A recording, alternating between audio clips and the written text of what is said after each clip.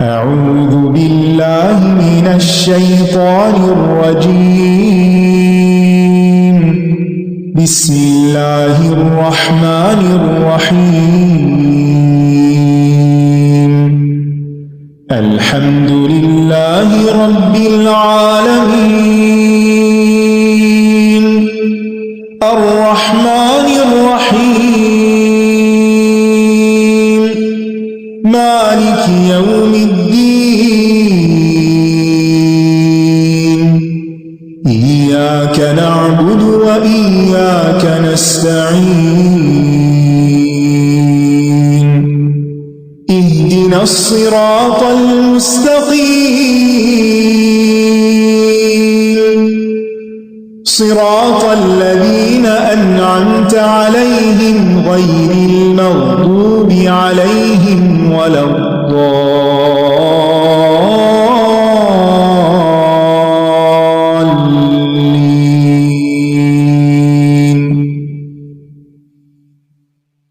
السلام علیکم ورحمۃ اللہ وبرکاتہ. اہلاً و سہلاً و مرحبا. آپ سب کو خوش آمدید کہتی ہوں اور دعا کرتی ہوں کہ اللہ سبحانہ تعالیٰ آپ کے اس راستے میں اٹھنے والے ہر قدم کو قبول فرمائے اور اس پر آپ کے درجات بلند فرمائے، اور قرآن مجید کی ہر وہ آیت جو آپ سیکھیں اللہ سبحانہ تعالیٰ اس کو آپ سے قبول کرے اور وہ قیامت کے دن آپ کے درجات کی بلندی کا باعث بنے. نحمدہ ونصلی علی رسولہ الکریم، اما بعد فاعوذ باللہ من الشیطان الرجیم. بسم اللہ الرحمن الرحیم. رب اشرح لی صدری ویسر لی امری واحلل عقدۃ من لسانی یفقہوا قولی. اقرأ باسم ربك الذي خلق خلق الإنسان من علق اقرأ وربك الأكرم الذي علم بالقلم علم الإنسان ما لم يعلم. پڑھیے اپنے رب کے نام سے جس نے پیدا کیا، اس نے انسان کو جمے ہوئے خون سے پیدا کیا. پڑھیے اور آپ کا رب سب سے زیادہ کرم والا ہے، وہ جس نے قلم کے ذریعے تعلیم دی ہے. اس نے انسان کو وہ کچھ سکھایا جو وہ نہیں جانتا تھا.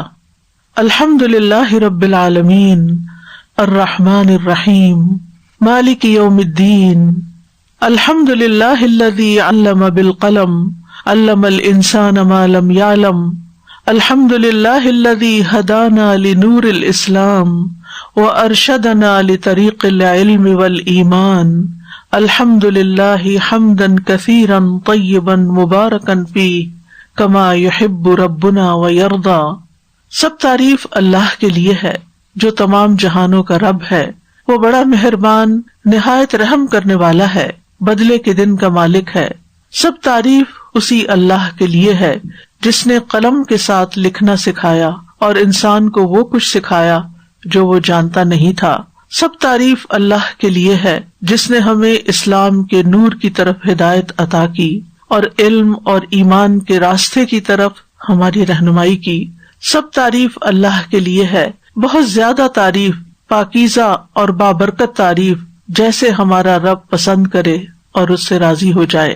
الحمدللہ آج آپ کا ایک قرآن مجید کے ساتھ نیا سفر شروع ہو رہا ہے.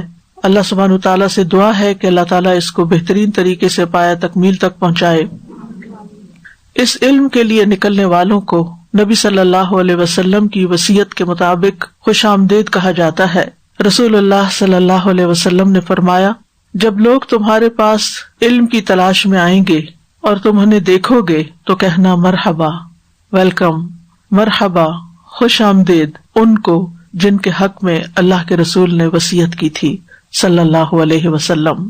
آپ کا یہاں پر چل کر آنا، مل کر بیٹھنا، یہ کوئی معمولی عمل نہیں ہے، یہ بہت قابل قدر چیز ہے، اور اس عمل کی تلاش میں فرشتے بھی رہتے ہیں. ابو ہریرہ رضی اللہ عنہ سے مروی ہے کہ نبی صلی اللہ علیہ وسلم نے فرمایا، بے شک اللہ تبارک و تعالی کے کچھ ایسے فرشتے بھی ہیں جو پھرتے رہتے ہیں اور ذکر کی مجلسوں کو تلاش کرتے ہیں، یعنی ایسی مجالس کی تلاش میں رہتے ہیں، گھومتے پھرتے رہتے ہیں ادھر ادھر. پھر جب وہ ایسی مجلس پا لیتے ہیں جس میں ذکر ہو تو وہ ان کے ساتھ بیٹھ جاتے ہیں اور ایک دوسرے کو اپنے پروں سے ڈھانپ لیتے ہیں، یہاں تک کہ ان سے لے کر آسمان دنیا کے درمیان کا خلا بھر جاتا ہے، یعنی فرشتے ہی فرشتے ہر طرف پھیل جاتے ہیں۔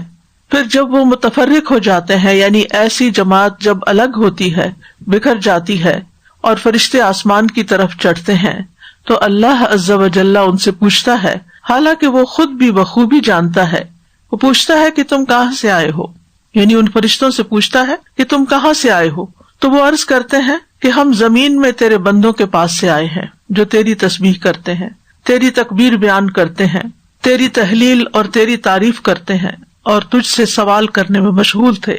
اللہ تعالیٰ فرماتا ہے وہ مجھ سے کیا سوال کر رہے تھے، کیا مانگتے تھے؟ وہ عرض کرتے ہیں وہ تجھ سے تیری جنت کا سوال کر رہے تھے، یعنی ظاہر ہے کہ علم کا راستہ جنت کا راستہ ہے۔ اس علم کے حاصل کرنے سے ہمارا مقصد کوئی دنیا کمانا نہیں ہے، بلکہ اللہ کو راضی کرنا ہے اور جنت حاصل کرنا ہے۔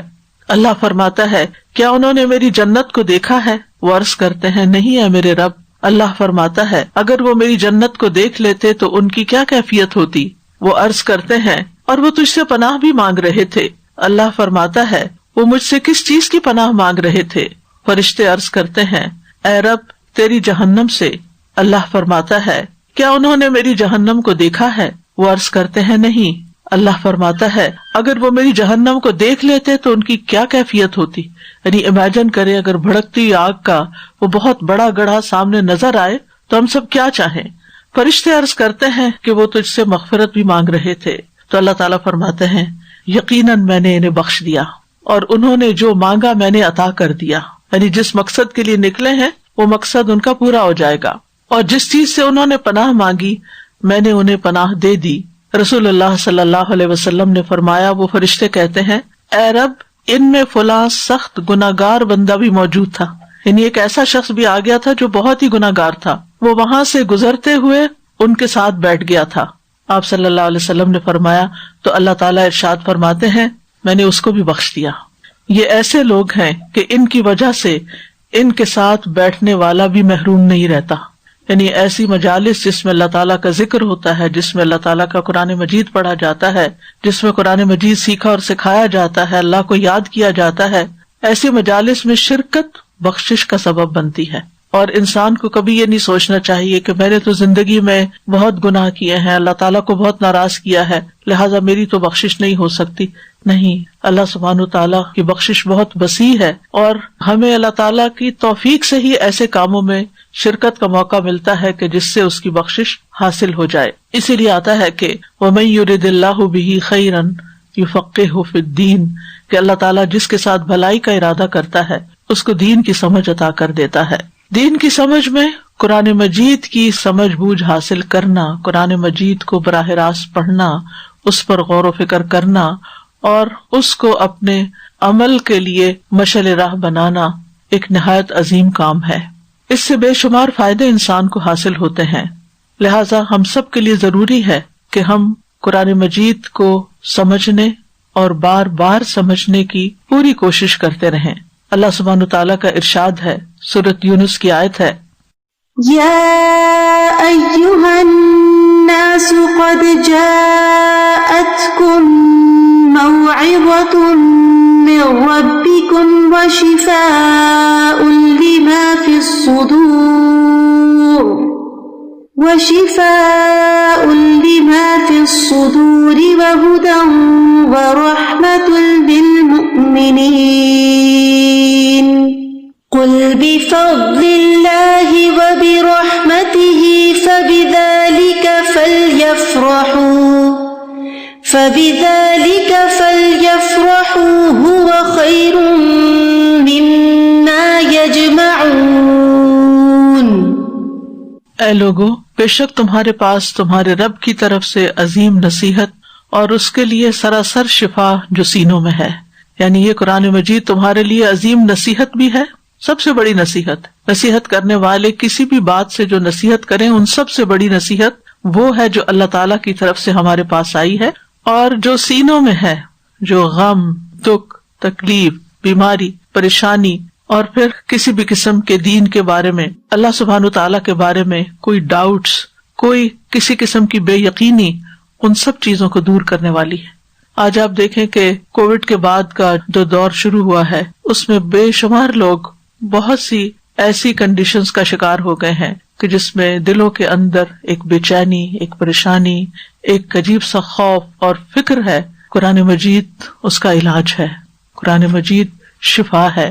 اور دنیا کے حالات کچھ بھی ہوں، ہر انسان کے اپنے اپنے چیلنجز ہیں، ہر انسان کی زندگی میں کوئی نہ کوئی مشکلات ہیں، اور ہر انسان اپنے قلبی سکون کے لیے، دل کے اطمینان کے لیے مارا مارا پھر رہا ہے کہ کوئی طریقہ ہو، کوئی کام ایسا ہو کہ جس کے کرنے سے اس کو دل کا سکون حاصل ہو جائے۔ تو یقین مانیے یہ اللہ تعالیٰ کا پیغام ایسے سب لوگوں کے لیے ہے، کیونکہ خطاب تمام انسانیت کے لیے ہے۔ یا ایھا الناس، صرف مسلمانوں کے لیے نہیں، سارے انسانوں کے لیے، کہ یہ ہے وہ چیز جس میں تمہارے دلوں کی بیماریوں کا علاج ہے، تمہارے سینے کے اندر جو بے چینی ہے اس کے لیے شفا ہے۔ وَشِفَاءٌ لِمَا فِي الصُّدُورِ وَهُدًى وَرَحْمَةٌ لِّلْمُؤْمِنِينَ، اور جو لوگ اس پر پھر ایمان لے آئے تمام انسانوں میں سے اور اس بات کو مان جائیں اور اس پر یقین کر لیں، تو پھر ان کے لیے یہ ہدایت کا راستہ ہے اور ان کے لیے اللہ تعالیٰ کی طرف سے رحمت کا ذریعہ بن جاتا ہے۔ کہہ دیجئے کہ اللہ کے فضل اور اس کی رحمت کی وجہ سے، یعنی یہ قرآن اللہ کا فضل ہے ہم سب پر اور اللہ تعالیٰ کی طرف سے ایک رحمت کا پیغام ہے۔ فَبِذَلِكَ فَلْيَفْرَحُوا، اس کو پا کر انہیں چاہیے کہ خوش ہو جائیں۔ هُوَ خَيْرٌ مِّمَّا يَجْمَعُونَ، وہ ہر اس چیز سے بہتر ہے جسے لوگ جمع کر رہے ہیں۔ یعنی اس وقت میں آپ قرآن کے موتی جمع کریں گے اور دوسرے لوگ ہو سکتا ہے کچھ ڈالر جمع کر رہے ہوں یا دنیا کی کسی اور چیز کو اکٹھا کر رہے ہوں۔ اللہ سبحانہ وتعالیٰ فرماتے ہیں ہوا خیر مما یجمعون، یہ قرآن ہر اس چیز سے بہتر ہے جسے لوگ اکٹھا کر رہے ہیں، کیونکہ یہ اللہ کا کلام ہے، اللہ سبحانہ وتعالیٰ کی طرف سے آیا ہے۔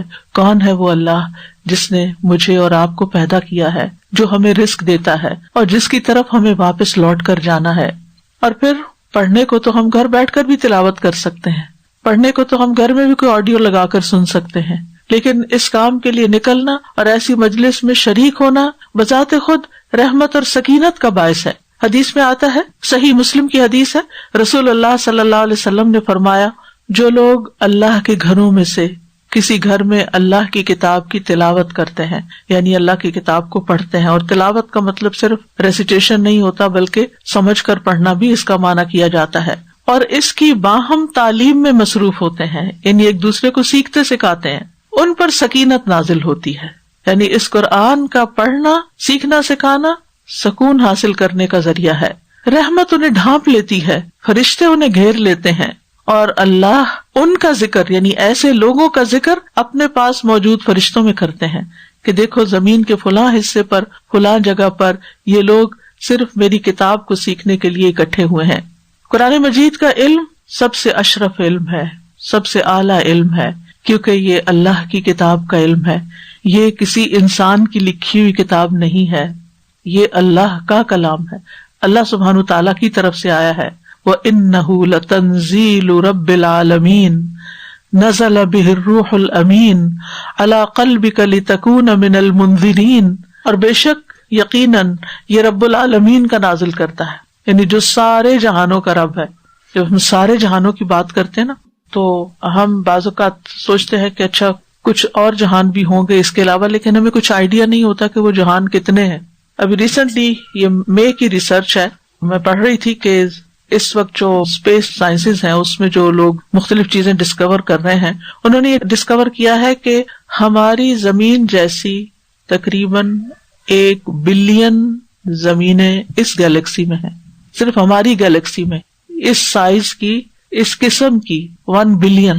اللہ سبحانہ تعالیٰ کی مخلوق کتنی ہے، اور آپ کو معلوم ہے کہ پھر کتنی گیلیکسیز ہیں، اور اس گیلیکسی سے بھی کہیں بڑی گیلیکسیز ہیں، اور پھر ان گیلیکسیز کے کلسٹرز ہیں، یعنی کہ کوئی علم کی انتہائی نہیں، اور ہمارا علم تو کچھ ہے ہی نہیں ان چیزوں کے بارے میں۔ تو وہ ان سب کو بنانے والا بھی ہے اور ان سب کو لک آفٹر بھی کر رہا ہے اور ان کی تدبیر بھی کر رہا ہے۔ تو اللہ سبحانہ تعالیٰ نے ہم پر یہ فضل کیا، ہم پر یہ رحمت کی، ہمیں گائیڈ کرنے کے لیے یہ کتاب دی، اور اسی نے ہمیں اس کو پڑھنے پڑھانے کی توفیق عطا کی، اور پھر اس کو روح الامین یعنی جبریل امین لے کر آئے ہیں، یعنی لانے والے بھی بہت معزز فرشتے ہیں، اور جن پر نازل ہوئی محمد صلی اللہ علیہ وسلم وہ بھی اللہ تعالیٰ کے محبوب ہیں اور اس کائنات میں بہت بڑا مقام رکھتے ہیں، اور آپ کے دل پر یہ اترا ہے تاکہ تم خبردار کرنے والوں میں سے ہو، یعنی اس کتاب کے ذریعے لوگوں کو خبردار کر دو۔ شیخ صالح المنجد کہتے ہیں قرآن کا پڑھنا، اس کا سیکھنا، اس کا سکھانا، اس کا حفظ کرنا، اس کو حفظ کروانا، اس کا مطالعہ کرنا، اس کی تعلیم دینا، یہ سب سے افضل اور اشرف کام ہے، شرف والا کام ہے، جس میں وقت خرچ کرنا چاہیے، جس میں اپنا مال لگانا چاہیے۔ یعنی اگر ہمیں اپنی جان اور اپنا مال کہیں لگانا چاہیے تو اس کام میں لگانا چاہیے۔ اور اہل قرآن چاہے وہ قرآن کے سیکھنے کے اعتبار سے ہو یا سکھانے کے اعتبار سے، وہ تمام لوگوں سے افضل ہیں۔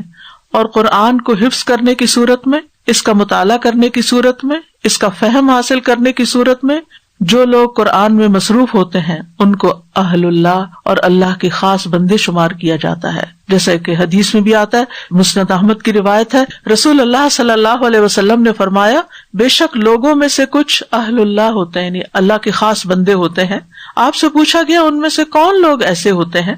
آپ نے فرمایا اہل قرآن، اہل اللہ اور اس کے خاص لوگ ہیں، VIP ہیں، اللہ کے نزدیک بہت بڑا مرتبہ اور مقام رکھتے ہیں۔ حضرت عثمان رضی اللہ تعالیٰ عنہ سے روایت ہے، رسول اللہ صلی اللہ علیہ وسلم نے فرمایا، خیرکم من تعلم القرآن وعلمہ، تم میں سے بہترین وہ لوگ ہیں جو قرآن کو سیکھیں اور سکھائیں۔ مسند احمد کی روایت میں آتا ہے، خیارکم من تعلم القرآن وعلمہ، تم میں سے بہترین وہ ہے جو قرآن سیکھے اور سکھائے۔ اور ویسے بھی کسی بھی علم کا ملنا انسان کے لیے اللہ کی طرف سے بھلائی ہوتی ہے، لیکن خاص طور پر اگر علم دین کی طرف اور قرآن مجید کے علم کی طرف انسان رغبت کرتا ہے تو یہ سراسر اللہ سبحانہ وتعالیٰ کا فضل اور رحمت ہوتی ہے اس بندے پر۔ اور پھر اس کو ایک حدیث میں دنیاوی چیزوں کے ساتھ کمپیئر کر کے بتایا گیا۔ عقبہ بن عامر کہتے ہیں کہ رسول اللہ صلی اللہ علیہ وسلم گھر سے نکل کر تشریف لائے، یعنی مسجد کی طرف، ہم صفہ پر موجود تھے۔ صفہ مسجد نبی کا وہ علاقہ تھا یا وہ جگہ تھی جہاں پر اصحاب الصفہ، یعنی وہ لوگ جو مختلف علاقوں سے ہجرت کر کے مدینہ آئے تھے، جن کا اپنا گھر بار مدینہ میں نہیں تھا، وہ دین سیکھنے کے لیے اس جگہ پر موجود ہوتے تھے، وہیں پر رہتے تھے، وہیں پر پڑھتے تھے، وہیں سیکھتے تھے، پر جو کچھ نازل ہوتا تھا پھر نبی صلی اللہ علیہ وسلم آتے اور ان کو سکھاتے تھے۔ آپ نے فرمایا، تم میں سے کون یہ پسند کرتا ہے کہ روزانہ صبح بطحان یا عقیق کی وادی میں جائے؟ 2 منڈیاں لگتی تھی مدینہ میں، قریب کے علاقے میں۔ لاسٹ ٹائم جب میں مدینہ گئی تو خاص طور پر میں نے کہا کہ مجھے وہ جگہ دکھائیں جس کو نبی صلی اللہ علیہ وسلم نے مینشن کیا ہے، کہ وہاں پر جائے اور وہاں سے بغیر کسی گناہ کے اور قطع رحمی کے 2 بڑے بڑے کوہان والی اونٹنیاں لے آئے۔ ہم نے عرض کیا، اللہ کے رسول، ہم سب کو یہ پسند ہے کہ صبح سویرے ہم جائیں اور اتنا مال لے کر آ جائیں، کیونکہ عربوں کے ہاں اونٹ سب سے بڑی دولت ہوتی تھی۔ ہم نے عرض کیا، اللہ کے رسول صلی اللہ علیہ وسلم، ہم سب کو یہ پسند ہے۔ آپ نے فرمایا، پھر تم میں سے کوئی شخص صبح مسجد میں کیوں نہیں جاتا کہ وہ اللہ عز و جل کی کتاب کی 2 آیتیں خود سیکھے یا ان کی قرات کرے، یعنی پڑھ کے اور کسی کو سنائے؟ تو یہ اس کے لیے 2 اونٹنیوں کے حصول سے بہتر ہے۔ وہ 2 اونٹنیاں آج کل کی مرسیڈیز کہہ لیں یا کوئی اور قیمتی گاڑی کہہ لیں، ہر روز کون جا کر کسی بزنس میں اتنا پروفٹ کما سکتا ہے جتنا کہ مسجد میں جا کر؟ اور الحمدللہ یہ جگہ مسجد ہی کا ایک حصہ ہے، ساتھ ہی مسجد ہے اور ساتھ ہی تعلیم کا حصہ ہے۔ جیسے مسجد نبی میں اصحاب صفہ کا چبوترا تھا، تو اسی طرح یہ اس مسجد کے ساتھ تعلیم کی جگہ ہے۔ تو یہاں پر جب آپ آتے ہیں تو آپ کو دونوں چیزیں مل جاتی ہیں الحمدللہ۔ اور پھر آپ نے فرمایا، اور یہ 3 آیات 3 اونٹنیوں سے بہتر اور 4 آیات 4 سے بہتر۔ تو اس لیے جتنی آیتیں آپ کو مل گئی آپ پریشان نہیں ہو، آپ سمجھے آج ہمارا بزنس اور زیادہ چمک اٹھا اور زیادہ فائدہ اٹھا کے ہم جا رہے ہیں۔ اور فرمایا کہ آیتوں کی تعداد جو بھی ہو، اونٹوں کی اتنی تعداد سے بہتر ہے، یعنی اس سے بھی زیادہ نفع کا سودا ہے۔ علی ازدی ابن عباس کے پاس آئے اور ان سے کہا، اے ابن عباس، سب سے افضل جہاد کیا ہے؟ کیونکہ جہاد کی بڑی فضیلت ہے اسلام میں۔ تو ابن عباس نے کہا، کیا آپ نے جہاد کا پوچھا ہے؟ دوبارہ سوال اس لیے کیا تاکہ میک شور کر لیں کہ سوال کرنے والے کو سوال کیا ہے۔ تو انہوں نے کہا ہاں۔ تو ابن عباس نے کہا، کیا میں آپ کو وہ بات نہ بتاؤں جو آپ کے لیے جہاد سے بھی بہتر ہے؟ آپ کسی مسجد میں جائیں، وہاں قرآن پڑھیں اور وہاں سیکھیں، یعنی دین کو سیکھیں، یعنی اپنے گھر سے نکلنا اور وہاں پہنچنا، اور خواتین کے لیے تو بہت ہی بڑا جہاد ہے، کیونکہ گھر کے کام کاج اور بچے اور بہت سی ذمہ داریاں اور مصروفیات، ان سب کو مینج کر کے پھر وقت نکال کے پھر ڈرائیو کر کے پہنچنا، کیونکہ یہاں تو کوئی بھی جگہ پیدل راستے پہ نہیں ہے، اتنی دور آنا، کمیوٹ کرنا، اور جبکہ اب گیس کی قیمتیں بھی زیادہ ہو چکی ہیں، تو ان سب چیزوں کو مینج کر کے پھر یہاں پہنچنا، اور پھر پارکنگ نہ ہونے کی صورت میں دور سے چل کے آنا، یہ سارے مسائل ساتھ ساتھ ہیں. لیکن اس میں سے ہر قدم پر انسان اگر یہ سوچے کہ میں اللہ کے راستے میں نکل رہا ہوں، تو انشاءاللہ اللہ سبحانہ وتعالیٰ کی طرف سے آپ کو اتنا ہی بڑا اجر ملے گا. اور کل آپ اس اجر کو جب دنیا سے آنکھیں بند ہوگی، اور ایک دن تو ہونی ہے، ہم نے نہ کی تو دوسرے کھڑے جو لوگ ہوں کے پاس انہوں نے بند کر دینی ہے. جب اس دنیا سے آنکھیں بند ہوں گی تو پھر آگے جو کھلے گا اور جو ہماری روح دیکھے گی وہ ہمارے اپنے ہی اعمال ہوں گے. پچھلے دنوں ایک ریسرچ میں نے پڑھی تھی کہ ایک شخص 80+ ایئر کا تھا، تو اس کے دماغ کا سکین ہو رہا تھا، تو وہ مشین کے نیچے ہی تھا کہ اس کی اسی میں ڈیتھ ہو گئی. تو سائنٹسٹ نے نوٹ کیا کہ ایک دم اس کا جو میموری پارٹ تھا وہ بہت زیادہ ایکٹیو ہو گیا، اور اس کی جو ویوز تھی مشین کے اوپر وہ بہت زیادہ اوپر نیچے آنے لگ گئی، جس سے وہ پتا چلا کہ روح نکل گئی ہے لیکن مینٹل ایکٹیویٹی تیز ہو گئی. تو بڑے حیران ہوئے کہ یہ کیا ہوا ہے. تو پتا چلا کہ یہ وہ حصہ ہے کہ جس میں انسان کی میموری ہوتی ہے، یعنی وہ حصہ ایکٹیویٹ ہو گیا تھا. تو اس سے انہوں نے یہ کنکلوڈ کیا کہ مرنے کے بعد انسان اپنے سارے پاسٹ کو، یعنی جب سے وہ پیدا ہوتا ہے اور اب تک، وہ ساری چیزیں جو ہے اس کو نظر آ رہی ہوتی ہیں، یا اس کی میموری اس کو سامنے نظر آتی ہے. اور ہوگا بھی یہ، کیونکہ مرنے کے بعد ہم اپنے ساتھ نہ اپنی اولاد لے جا سکتے ہیں، نہ ہم اپنا مال لے جا سکتے ہیں. ہمارے ساتھ جو کچھ جائے گا وہ ہمارا عمل ہوگا، اور وہ عمل ہمیں دکھایا جائے گا. اور پھر وہ قرآن مجید میں بھی آتا ہے نا، یومئذ یتذکر الانسان ما سعی، اس دن انسان یاد کرے گا کہ اس نے کیا کیا کوششیں کی، کس راستے میں گاڑیاں دوڑائیں اور کہاں کہاں خود دوڑ کے گیا اور کس کس چیز میں بھاگتا رہا. ہم سب کو اپنا اپنا جائزہ خود لینا ہے کہ ہماری دوڑ کس چیز کی طرف ہے، اور ہماری کوششیں اور ہماری محنت کس کام کے لیے لگ رہی ہے. کیا واقعی اس کام کے لیے بھی جو کل ہماری آخرت میں ہمیں فائدہ دینے والا ہے. تو بہرحال قرآن مجید کا پڑھنا افضل ترین کام ہے، اور یہ کتاب اصل میں آئی بھی اسی لیے کہ اس کو سمجھا جائے. سورۃ صاد میں آتا ہے، کتاب انزلناہ الیک مبارک لیدبروا آیاتہ ولیتذکر اولو الالباب. جو کتاب ہم نے آپ کی طرف نازل کی ہے بڑی برکت والی، اور اس برکت کو آپ اپنی زندگی میں محسوس بھی کریں گے کہ وہی دن ہے، وہی کام ہے، لیکن قرآن مجید کے پڑھنے کے ساتھ ساتھ آپ کے وہ کام بھی ہو رہے ہیں، بلکہ زیادہ بہتر آرگنائز ہو گئے ہیں، اور اس کے ساتھ آپ کے دل کو سکون اور اطمینان بھی نصیب ہو، اور فضول فالتو چیزیں جو وہ بھی زندگی سے نکل گئی، اور آپ پہلے سے اپنے آپ کو بہتر انسان، اس سینس میں نہیں کہ میں بہت دوسروں سے اچھا ہو گیا، یعنی بہتر اس سینس میں کہ دل کی حالت بہتر ہونے لگتی ہے، عمل میں تبدیلی آنے لگتی ہے، تو اپنے اندر بھی انشاءاللہ بہتری محسوس کریں گے. تو یہ بابرکت کتاب ہے. کسی کا میں قول پڑھ رہی تھی کہ جب میں اپنے وقت میں بے برکتی محسوس کرتا ہوں تو قرآن کی تلاوت بڑھا دیتا ہوں، کیونکہ قرآن بابرکت کتاب ہے. یعنی جتنا جتنا آپ کا اس کتاب کے ساتھ تعلق بڑھتا جائے گا اتنی ہی آپ کے کاموں میں برکت پیدا ہو جائے گی. لیکن یہ آئی کس لیے ہے؟ لیدبروا آیاتہ ولیتذکر اولو الالباب، تاکہ لوگ اس کی آیات میں غور و فکر کریں. اور آیات میں غور و فکر ہو نہیں سکتا جب تک آپ کو اس کا مطلب نہیں آتا. یعنی قرآن مجید کی تلاوت کرنا پہلا قدم ہے. وہ الحمدللہ آپ لوگوں نے بچپن سے پڑھ رکھا ہوگا، اور مجھے پورا یقین ہے کہ آپ لوگ کسی نہ کسی طرح روزانہ تلاوت کا بھی کچھ حصہ اپنی زندگی میں رکھتے ہوں گے. لیکن اس تلاوت سے یہ مقصد پورا نہیں ہوتا جس کے لیے کتاب آئی ہے. اور وہ مقصد کیا ہے؟ لیدبروا آیاتہ، کہ لوگ اس کی آیات میں غور و فکر کریں، ولیتذکر اولو الالباب، اور اہل عقل و دانش اس سے سبق حاصل کریں، نصیحت پکڑیں، اپنی زندگی کا رہنما اس کو بنائیں. اور یہ اسی صورت میں ہو سکتا ہے کہ آپ جب پڑھ رہے ہو تو آپ کو اس کا معنی بھی سمجھ آ رہا ہو.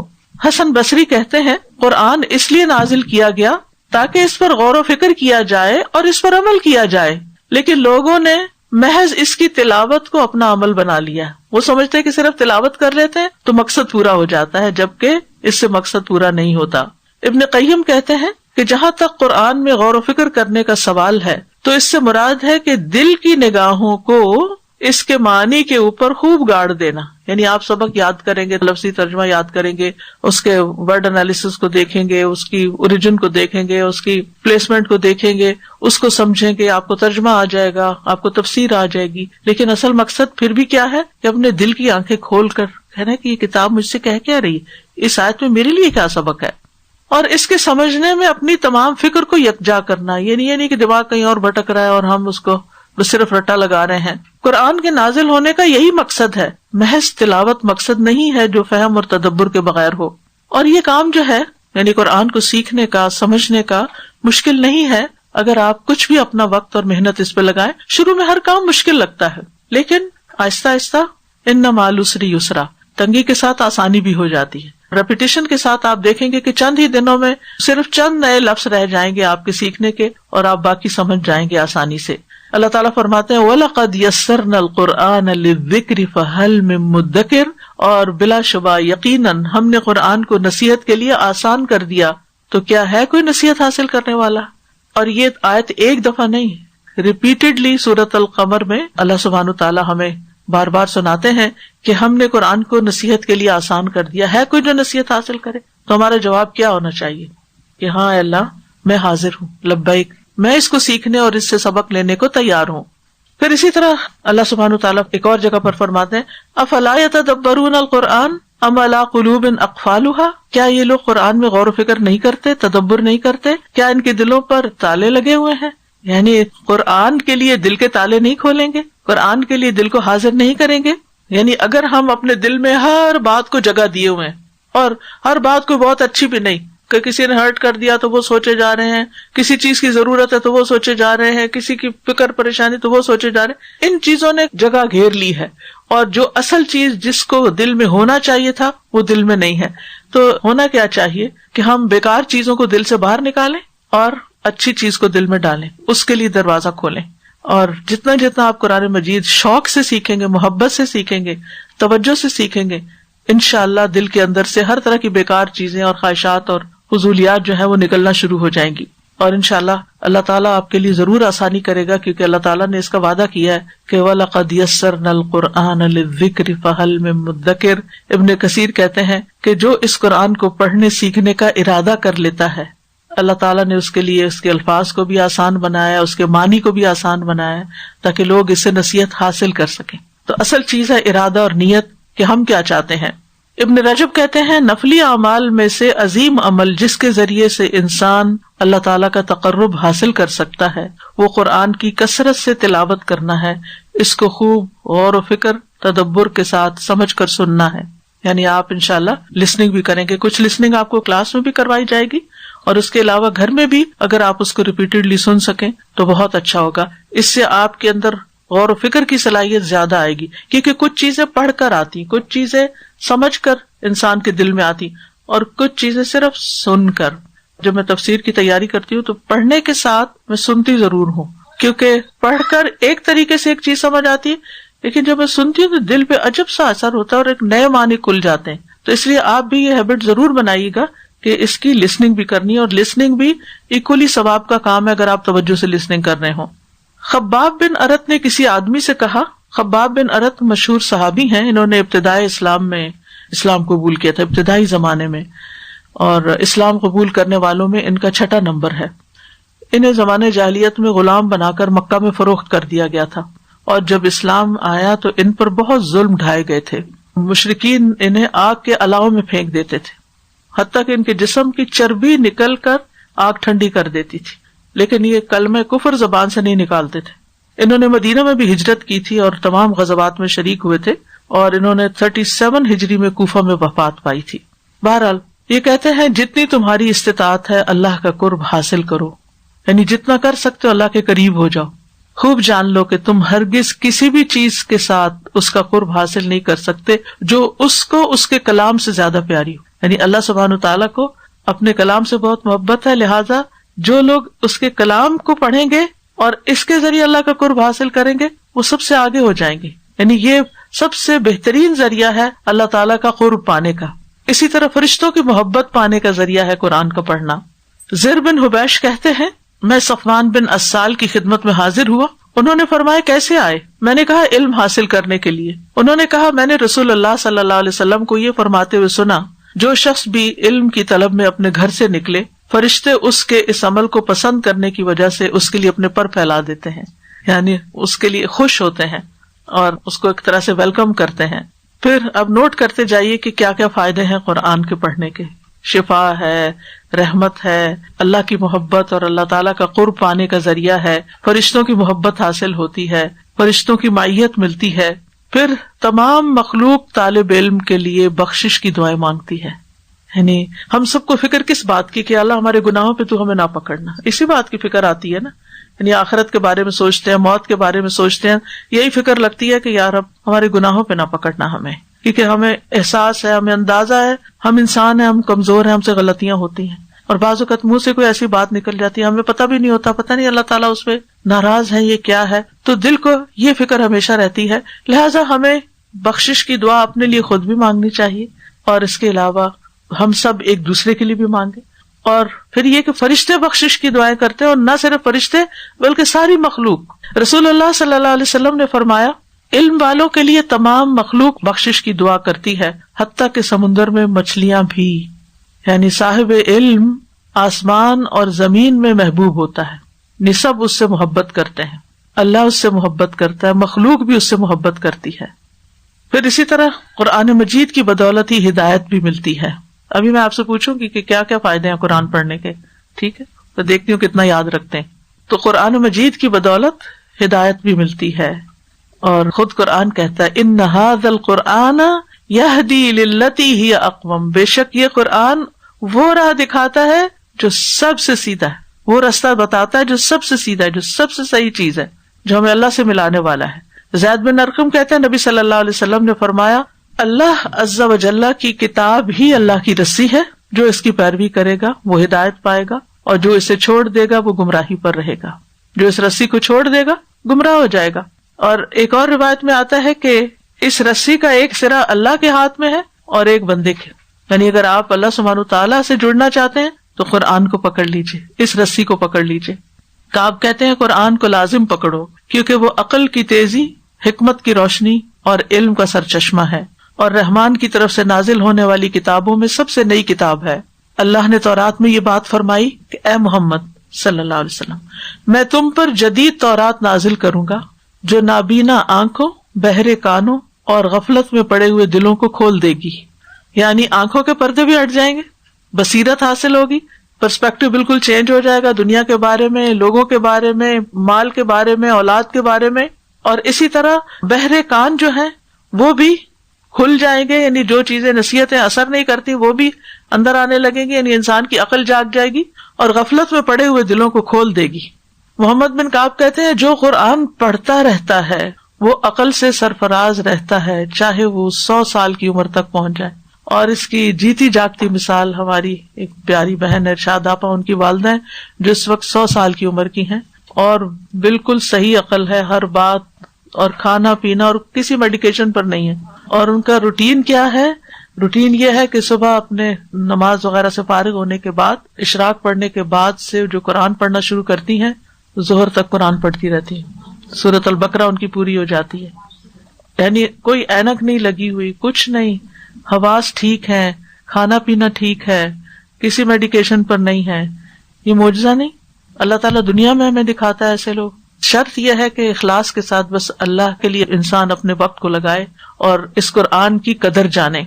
اور اسی کی بدولت شفا بھی ملتی ہے. وَنُنَزِّلُ مِنَ الْقُرْآنِ مَا هُوَ شِفَاءٌ وَرَحْمَةٌ لِّلْمُؤْمِنِينَ.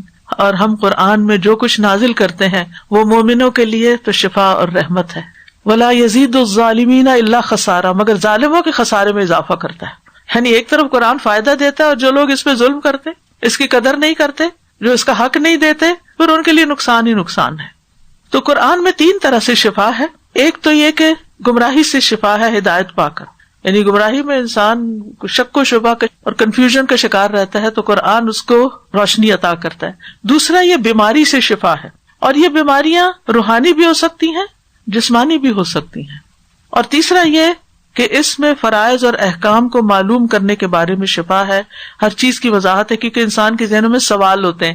جب ان سوالوں کا جواب قرآن سے ملتا ہے تو انسان خوش ہو جاتا ہے کہ یہ بات تو میں بہت عرصے سے سوچ رہا تھا کہ اس کا مطلب کیا ہے، اور قرآن کے ذریعے ہمیں پتہ چل گیا. اسی طرح انسان کے سینے کی جو بیماریاں ہیں، شک، تکبر، حسد، نفاق، بغض، ہم، غم، فکر و فاقہ، ان جیسی بیماریوں کے لیے بھی شفا ہے. دل کی پریشانی، بے قراری، غم، یہ بھی دور ہوتے ہیں. قرآن سے اللہ کی رحمت ملتی ہے، جان، مال اور اولاد میں برکت ہوتی ہے۔ مفسرین کہتے ہیں اللہ تعالیٰ نے فرمایا یہ کتاب ہے، ہم نے آپ کی طرف نازل کی، بہت بابرکت ہے۔ تو کہتے ہیں کہ جتنا آپ قرآن کے قریب ہوں گے، اس سے اپنا تعلق قائم کریں گے، اسی حساب سے آپ کی جان، مال، اہل و عیال اور وقت میں برکت ہوگی۔ بعض مفسرین کہا کرتے تھے اشتغلنا بالقرآن فغمرتنا البرکات والخیرات فی الدنیا، ہم قرآن پڑھنے میں مشغول ہوئے تو ہمیں دنیا میں برکات اور خیرات نے ڈھانپ لیا، یعنی ہم اس کام میں لگ گئے اور اللہ کی رحمتیں برکتیں ہم پر نازل ہو گئیں۔